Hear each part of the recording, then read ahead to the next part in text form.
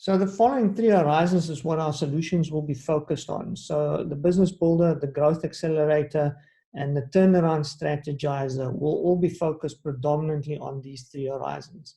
So what you're looking at is the three horizons that the business would face in its cycle of growth. So horizon one, extend and defend the core of the business. So that's all about focusing on the core, the critical areas it needs to perform. So that's the foundation for growth. Horizon two, as in those customers that are building emerging businesses, so they're starting to expand on ideas for products, services, or new businesses, but it's not yet been integrated back into the main business, so not been integrated into Horizon back into one. So you can see there's sort of a loop and cycle. Where you have in Horizon 3, you create viable options for future growth. Those will then have to be cycled back, building emerging businesses, and then be reintegrated back into the core. And what's going to be important on this is that the core is always structurally maintained and the main focus. And that while we work on Horizon 2 and 3 on emerging businesses or viable growth options, that those always has the whole component of viability from a revenue point of view, sustainability from being able to deliver that from a customer service point of view, and then obviously from a revenue point of view, seeing that it's a profitable segment or new product that we're integrating back into Horizon 1. So our positioning always going against finding at which horizon our customers, so that we can then target our strategies into either expanding business scope or increasing value from current business. So by and large, those would be the two focus areas for all that we'll be doing with customers, and using the growth accelerator or the business builder to just determine exactly where those challenges are. You guys will see the new tool or the new report. I did upload a copy on the workplace.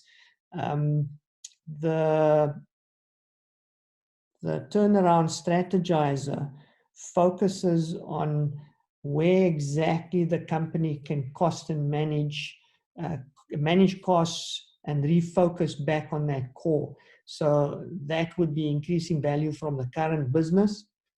Or we would look at the growth accelerator, which would be looking at expanding business scope. So expanding into new segments, develop new product brands, develop new formats or new channels, or expansion geographically. So that's basically what we're looking at when we're talking to businesses about expanding the scope. Or we would be looking at functions that increases value from the current business. So improve or change the value proposition, solidify the customer relationships, improve pricing, penetrate markets with existing products, or optimize the product mix. So in a nutshell, that would be sort of the two areas that we focus on with customers, and the tools that we use are to determine where they are in either one of these and where they should be focusing on, and what we recommend in that case. And for that, we use the diagnostic tools that we have available. So what we have is the strategy builder, the growth accelerator, and the business builder. Now, the business builder is interchangeable between the business builder solution and the value builder. They both sort of address the same sort of issue. But you've got diagnostics on this side that feed into what the strategy is for that company. So when we are using the 10 steps for strategy funnel, we are trying to bring all of those elements together in a cohesive strategy that still incorporates the diagnostics and the measures from that, but decides on what's relevant, what's not, what's important, and which of the measures are we actually tracking. And then it translates into people, and that's a big portion of what we're going to be doing and focusing on. So with psychometric profiling, job descriptions, org structure, staff surveys, leadership surveys, all about getting the people aligned to executing that strategy. And then obviously using those insights from our various sort of diagnostics to help them figure exactly where they need to be focusing on when it comes to operations. So if we look at back into those horizons, remember one was extend and defend, two was emerging business, and three was create viable options for future growth. You have various scenarios that our customers or even ourselves would be at. You would be a customer that you can determine is not actually in either horizon 1, 2, or 3. So that means extend and defend, the core business is not even there, which means they are under siege. The core business is underperforming. They lack ideas in the pipeline. They need to earn the right to grow by putting the core business back on track. So under siege, neither one of those horizons performing. Losing the right to grow would be where there's an obsessive focus on new business, but we're not looking at what should be developed within the core. Basic performance improvement in the core required before we can start checking the other two horizons, because in horizon 2 and 3, there have to be viable options that gets reintegrated back into the core. So losing the right to grow. Then we've got running out of steam. That means a business that's obsessively focused on the core. So a very strong focus on the core, but no focus on the next big idea, or business could be mature or position could be threatened. So they're not looking at new markets, new growth, or new products. So that would be running out of steam.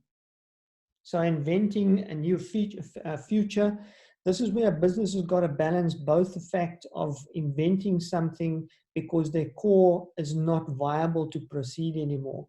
That means they have to be able to go through horizon 2 and 3 and be able to reintegrate those so that we can get back to a viable core. So due to external triggers, it could be a regulatory change, technology change, the company must transition out of the core business into a new space. Then we got generating ideas, but not new business. So that means we focus on the core, we're creating viable options, but they're not viable because the business case, so we've got good core business with a lot of new ideas, but lack initiative to translating ideas into real business. So that means viable from a commercial point of view, not just from a solutioning point of view. And then last but not least, we've got failing to seed for the future. That means they are not focused. They have a strong core, new business to drive returns for 7 years, but they lack institutional capabilities for innovation. So those would be sort of a broad, sort of quick assessment of where our customers are, and gives us that sort of quick view on whether or not we need to expand the business scope or do we need to refocus by increasing value from the current business. And then our diagnostic tools that we use for that would be strategy. Firstly, using the 10 steps to strategy, which is the fundamental strategic model. All this funnel does is it drives stuff from shareholder aspirations all the way through to critical success factors at the bottom. And the output of that is a document that guides the business going forward. Diagnostic tools are just inputs to the strategy. Those are the diagnostic tools makes up sort of the central nervous system of the business, bringing us touch points from customer input, from revenue inputs, from sales inputs, but then taking those inputs and diagnostics and deciding what to do with it is what we do within strategy. The strategy tool has got a tool that you can complete with a customer when you're doing the business health check. That tool enables you to rate them against those sort of 10 areas, and this is a paper pen exercise that gives a visual sort of update as to where they are with the 10 areas, whether it's cultural, market, where exactly are they currently performing. Then we're able to rate the capability for each one of those areas, and out of those outputs, plot a development plan. And this is an exercise that can be done in 10, 20 minutes with the customer. It's visual, it's very interactive, and it forms the main sort of lead into the fact that the customer has not or needs to further hone and define their strategic services. The next one then would be for growth. And for that, we use the Growth Accelerator. The Growth Accelerator predominantly measures maturity. It looks at where the business is currently performing across the 5 sort of strategy pillars, and looks at whether or not the company is able or mature enough to grow within these areas. So maturity from a score and a success rate point of view as well, and making sure then that the company can improve those measures. The business builder is also geared for growth, although slightly less mature. So that would be focusing on the fundamentals within the business. Where are they with their business planning, their product innovation, and so forth? We've been going through these, but again, that just forms an input into the strategy session, which ultimately then takes the inputs and out from the business builder and defines on what we're going to be focusing on. The turnaround strategizer, we'll briefly go through that. I did upload the prototype for this form. The turnaround strategizer looks at cost efficiencies, asset retention, management review, and core alignment. The survey focuses on about 51 questions that was found to be best practice questions for those companies that achieved the highest success in turnaround. So this was based out of a study that was done around 20 years, 1,300 businesses. The questions make sure that we are looking at a business that's in distress and where do they need to focus on to build the new future. And that would be one of the sort of steps that we look at as build the new future.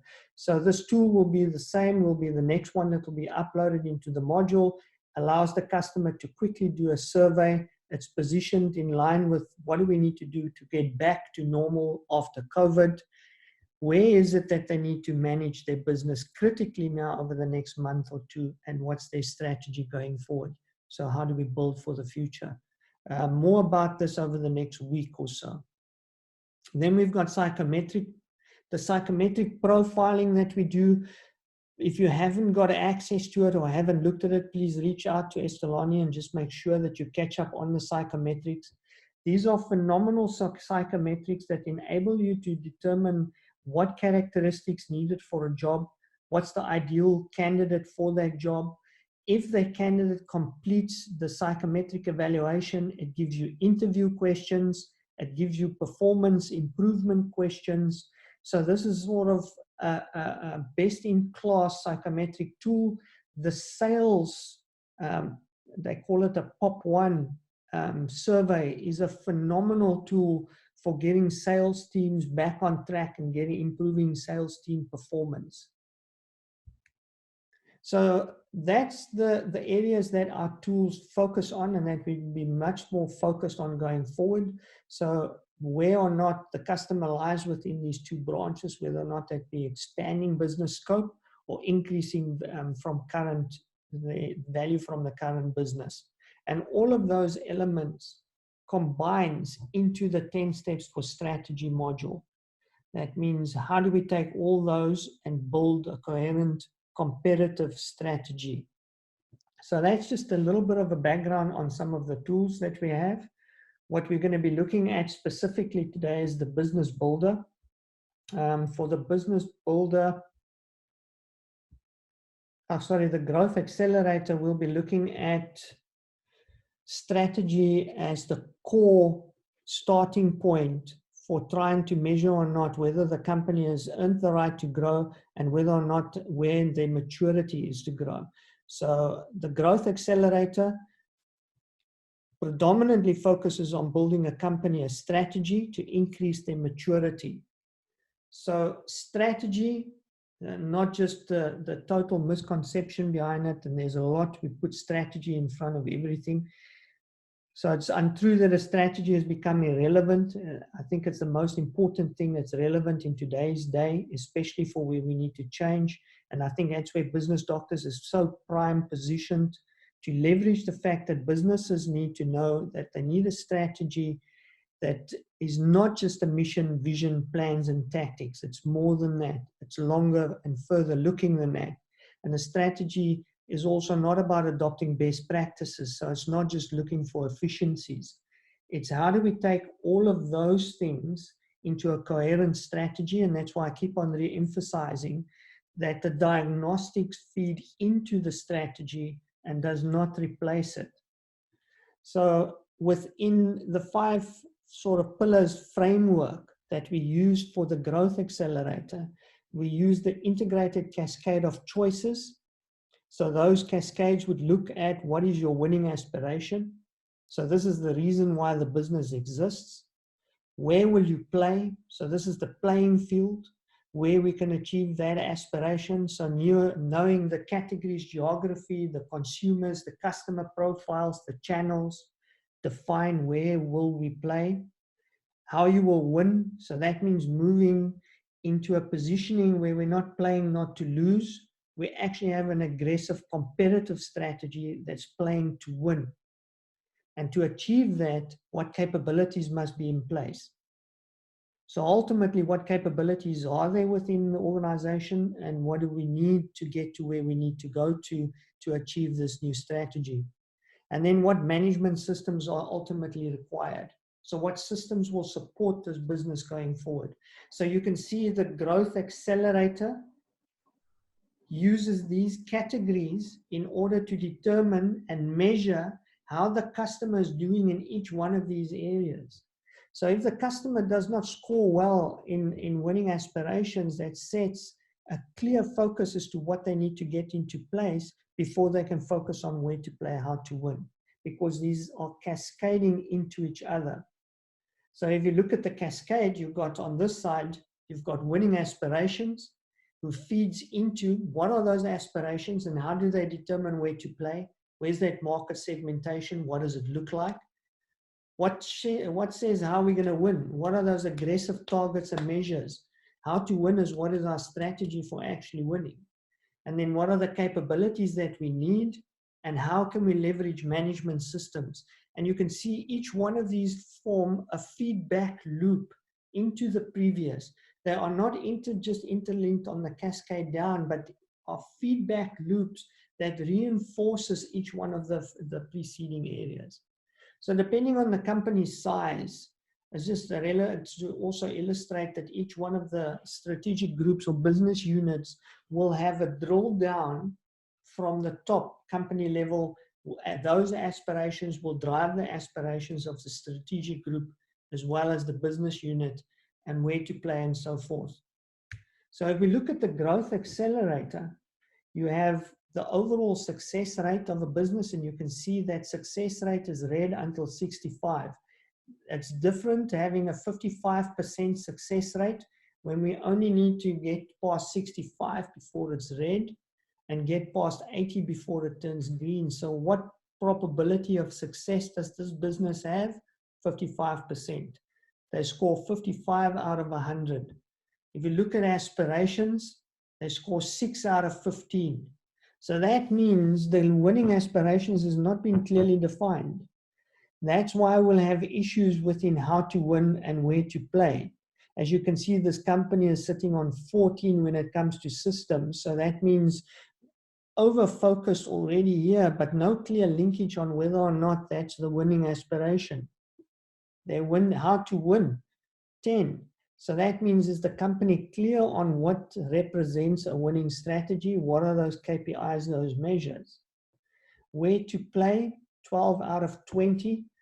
Not the worst score, but if you're going to start looking how that cascade works, are they absolutely clear about their market segmentation and their customer profiling? So this looks at the maturity of the business and their ability to fit into these cascades. And what do we need to do in turn to help them grow? Now, again, the tool is not the be all and end all of this. With your experience and with the years that you have, this becomes self-explanatory, and it's easy to guide a customer as to, listen, let's define what your winning aspirations are. What is it that we constitute the shareholder value? So every company needs to have a clear look at from the top to bottom of where they are, which means if you look at winning aspirations, so playing to win, consumers and best competitors. So that means how do we measure ourselves up? Where do we measure against? What are we targeting? For that, we use a tool that is called the shareholder value determination sheet, which will help determine where you as a customer wants to grow your business in order to achieve shareholder value. The tool also shows you how to create net present value, so exactly some of the actual physical measures, but predominantly looks at growth, effectiveness and efficiencies, and capital optimization as strategies to look at determining what that shareholder value is. So ultimately, you need a way to calculate that shareholder value as to what it represents as a strategy and what that represents as a measure. But you also need to understand what's the culture that you want to create, and how does that culture link back to creating shareholder value and driving the company forward. And at the same time, we need to be crystal clear on a plan. Where do we want to be within 5 years, and what does that plan look like? So you can see under winning aspirations, it's important to determine shareholder value. What does it represent for the company as far as growth and expansion and focusing on the core, and what sort of risk profile they're at? Can we translate that into an actual 5-year plan? And for that, we've got a tool that automatically develops a 5-year plan based on very easy inputs. At the same time, we've got culture analysis that doesn't just analyze the culture, but also tries to figure out what's the ideal culture to be. And not only that, it provides you with tangible actions on how to change the culture. All of this contributing to what the winning aspirations is for the business. Next, what we need to do is where to play. So what are the markets and the segmentations that we're going to be looking at? What are the customer profiles that we're going to look at? How do we get all these elements to make sure that we're looking at the right elements? A lot of these will be available within the Business Builder, and those tools look at structurally how to do market segmentation and customer profiling. Within the Growth Accelerator, we want to look at a little bit more broadly. So what does that segmentation look at from an attractiveness and a feasibility point of view? And where are our top priorities sitting within the business, and where do we need to cut? Where are we spending that we shouldn't be because it's not attractive enough or feasible enough? So the Growth Accelerator tool will help you easily plot where those attractive markets are and where those segments are that you should be targeting. We also provide a world-class marketing assessment tool. This one will look at your strategic communications and all the areas, staffing, management, systems, technology, everything regarding how you target that market as an organization. The world-class marketing assessment will easily diagnose for you where you are and where those areas are to improve. Then a key sort of tool that has been really undervalued of late is the website. And the maturity of this website in order to reach this target market and these segments. Determining where the gaps are, whether or not it's a strategic or a functional or a brand gap within that website strategy as the key sort of tool to your communication to the external market, targeting these markets. What's the gap and how do you fix it? So again, the tools supporting defining where to play so that we can have a clear outcome there. Then how to win. Running a defensive company means just trying to make it through the next month, the next week, and the next day. That means our staff, our systems, everything that you do within the company is not about defining what the winning formula is. It's just not how to lose. And that's a totally different positioning for a company. If we take a much more aggressive stance on how we're going to tackle that market that we've defined and how we're going to meet those shareholder aspirations, the tools that we need to use here is definitely defining that strategy. So starting to put together what we figured out in shareholder aspirations, taking that into a coherent, where's the core values, the visionary goal, what's the core purpose? Can we do a future proofing? So what is the social, economic, technology, and political environment like? How does that translate into that market definition? Customers, competitors, And then the rest of the focus within putting a gives analysis, defining whether or not your strategy is cost optimization or what your positioning is, and then defining a real implementation plan. So a key tool to how to win is having a winning strategy that starts bringing all these elements together. But at the same time, the tool provides you with a way to do bid or no bid assessments. So not everything within the company sees it needs to actually go after. It takes resources to go after certain bids, and we need a tool that clearly tells us when we should or should not go after specific deals. And we also need to start analyzing, why are we winning, why are we losing, and why is it that we're not getting to the sort of numbers that we are looking, or the alignment to our shareholder value. So win-loss reviews, not just looking at the losses, but the wins, so that we can cascade those back into the previous ones and strengthen those positionings as well. And then ultimately, what are those ratios that are showing us whether or not we're winning or not? So whether or not that be gross profit, net profit, return on equity, current ratio, quick ratio, inventory turnover, what are some of those indicators that feed on whether or not we're winning from a financial point of view as well? So that's the how to win cascade, and that automatically cascades into where the company's capabilities are. Within the Business Builder, we provided you with a tool to analyze in depth the company's capabilities. Within the Growth Accelerator, we go one step further, looking at how we can implement or get the company ready for ISO certification. And if not certification, how can we use ISO 9001:2015 to better help the company position their vision, their mission, their values, their quality management systems, the way they plan and execute within the company.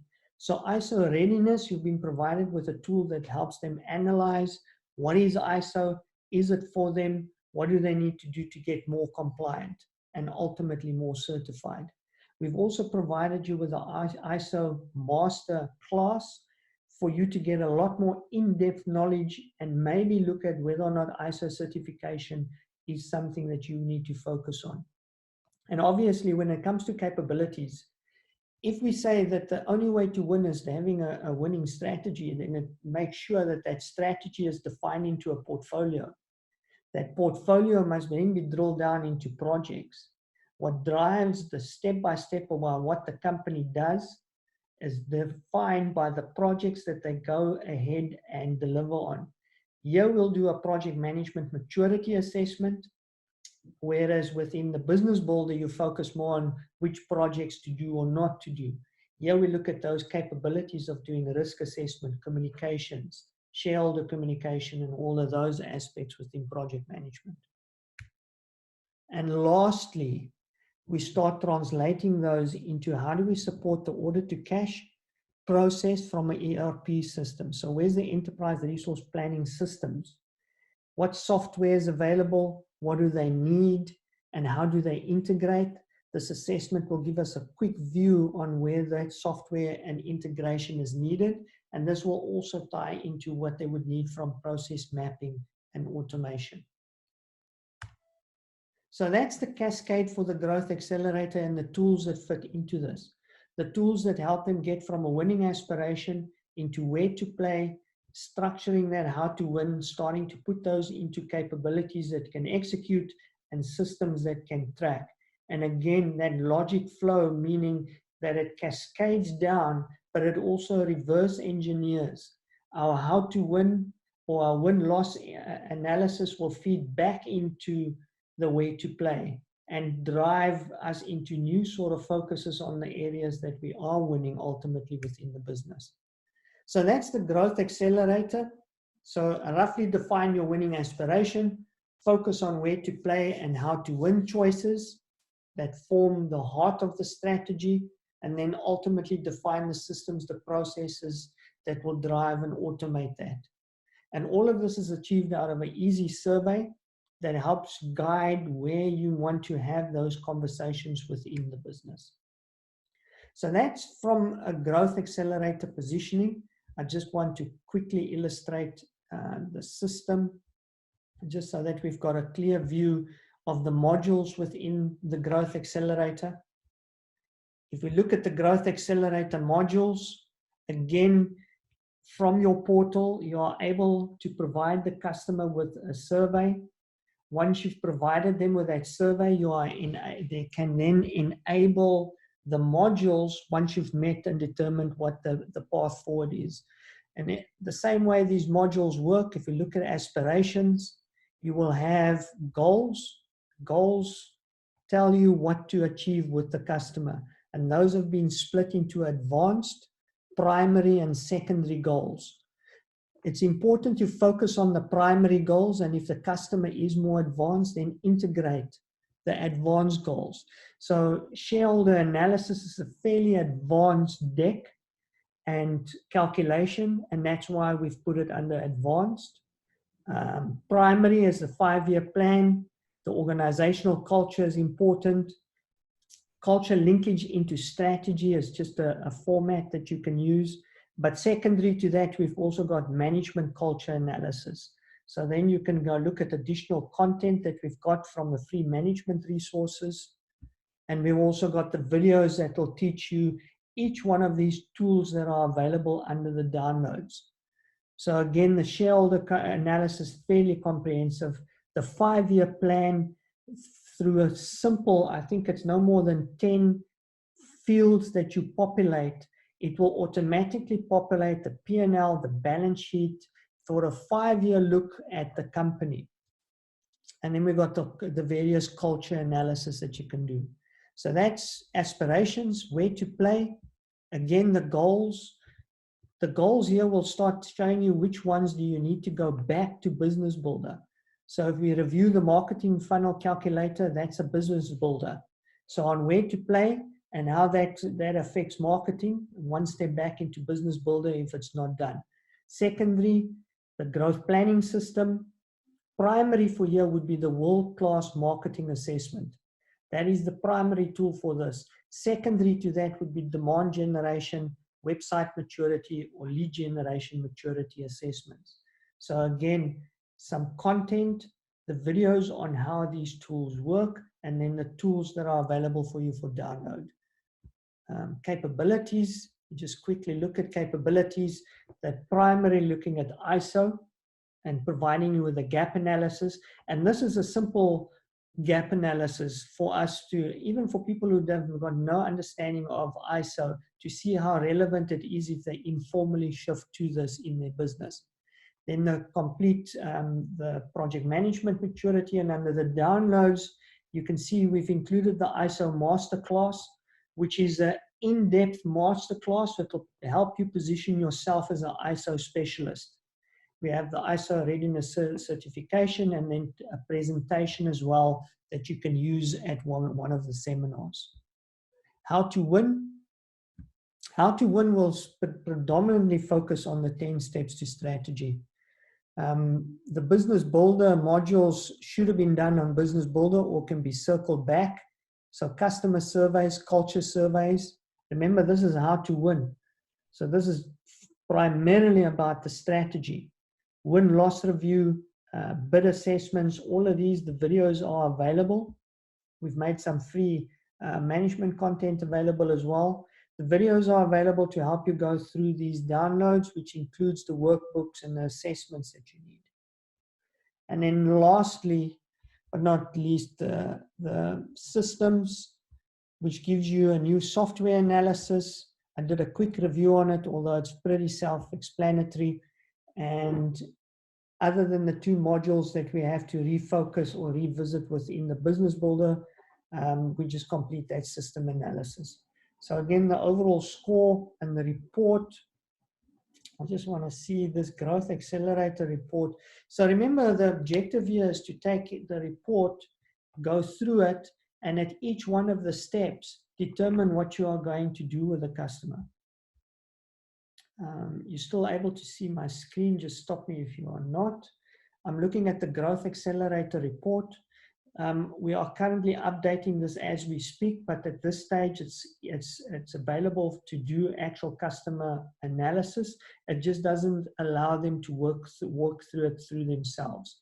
So it gives you an output, first the positioning, customer details. It gives you their scores so that you can have the conversation about those winning aspirations. And at the same time, these scores, you can bring them back down a peg or two, because maturity ratings can never be at a 3, a 4, and a 5. It needs to be definitely a 1 and a 2. So again, each one of these giving you the score, and then if you link back to the module, giving you the tools, if you need those tools to help the company improve. At the same time, we've included some assessments that help you easily say what the score is. If the score, let's say, is less than 30, chances are at the time some significant surgery is needed, a performance review, or other such options, including restructure, turnaround plan, and focus on financial sales planning may need to be considered. So it helps you translate the score into where this company is and what their probability of success is. It also gives you a bit of insight based on that score on whether or not the business is playing to win or playing not to lose. And it also gives you what a typical owner profile would be, which is quite insightful depending on who the survey is that you're working with. Gives you an overall positioning per module as to where those scores should be. So if the score is less than 5, undefined purpose, not sustainable, lacking vision and planning. So that means we need to go back to aspirations and go through those goals to help them reposition each one of these areas. So easy per module helps you translate the score, which is given per module as well, to improve that score. Then ultimately, the system helps you look at month 1, what's the typical score, what would be the next level, and which are the areas that you need to focus on. So help you define a month-by-month plan to improve these scores where relevant, and also gives you a way to say, if somebody says that I'm at level 3, these are the criteria then that they need to, in order to say they are level 3. These are the aspects that they should have available. If you say you are at level 4, then you must be able to tick in the box for 2, 3, and 4 to be at a level 4. So giving you a way to standardize the measurement. So that's just the report, and that's the full module for the Growth Accelerator. If there are any questions, we can maybe now just